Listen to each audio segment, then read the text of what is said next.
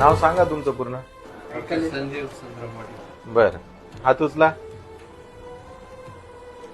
ठीक आहे. पाय उचला. कुटुंब बसा बरं. यांचं काय नाव आहे? म्हणजे मुरलीधर पवार. बोलणं एकदम क्लिअर झालं. उतरा खाली. पायचे बोट हलवा बरं. ठीक आहे. उभे राहा. कितवा दिवस आहे? 22. किती दिवस झाले चालायला लागून? आता फक्त 5 दिवस चालतोय. हात उचला आता परत.